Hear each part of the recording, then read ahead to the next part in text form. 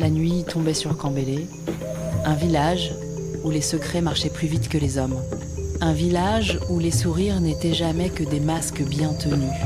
Aïcha et Salimata y avaient grandi, deux ombres inséparables, deux sœurs de cœur, disait-on. Aïcha, la tête la plus brillante du village, une mémoire qui étonnait même les anciens.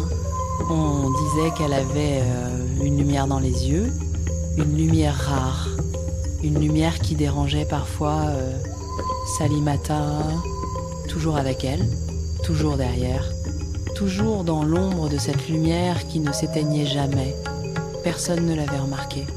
Mais l'ombre, fatigue parfois de suivre, tout a basculé le jour où Aïcha fut choisie pour représenter le village à un concours régional. Un honneur, un tremblement silencieux pour Salimata. Elle a souri, elle a applaudi, mais quelque chose s'est fissuré derrière son regard. Plus tard, on l'a vue marcher seule vers la forêt sacrée, là où personne ne va sans raison, là où les vieilles branches murmurent encore les promesses qu'on ne devrait jamais faire. Elle est entrée chez le féticheur, un homme que les enfants redoutaient et que les adultes évitaient d'avouer connaître.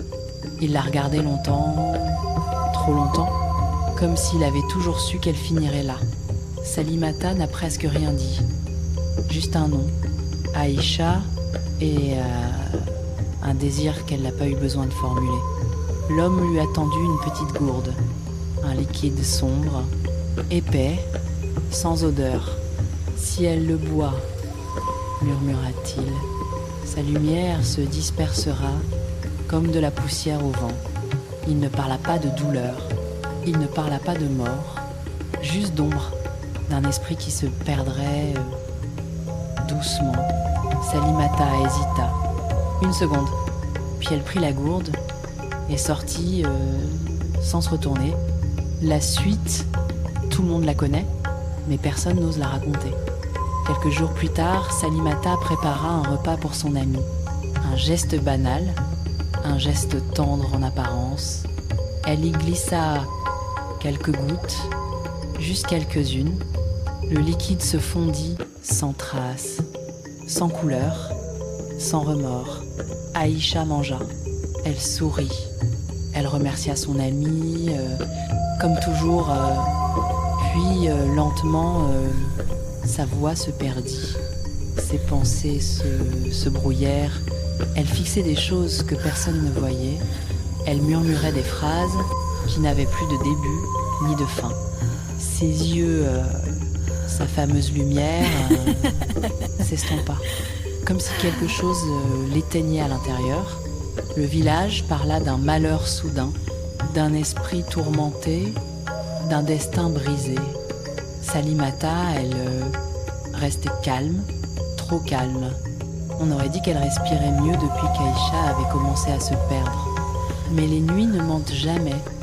Elles savent ce que les visages cachent. Un mois plus tard, quelque chose a changé. Personne n'a compris comment ni quand. Salimata a commencé à voir des ombres dans les reflets d'eau, à entendre le nom d'Aïcha dans les feuilles mortes, à rêver d'une lumière qu'elle ne pouvait plus supporter.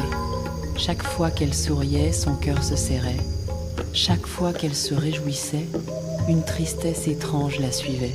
Comme une main froide sur son épaule, on dit qu'un soir, elle a revu son ami s'asseoir près d'elle, comme avant, avec son rire doux, avec cette lumière qu'elle croyait avoir éteinte. Sauf que ce rire n'était pas vraiment un rire, c'était un rappel, un miroir, une vérité qu'elle fuyait. Ce jour-là, Salimata a compris, la lumière d'une personne ne s'éteint jamais chez les autres. Elle s'éteint seulement en soi. Aïcha avait perdu son esprit, mais Salimata avait perdu quelque chose de plus grand, quelque chose qu'on ne retrouve jamais vraiment. Et à Kambélé, certains jurent encore que la nuit, quand le vent traverse les cases, on entend deux voix, l'une qui cherche, l'autre qui fuit, et personne ne sait vraiment laquelle des deux souffre le plus.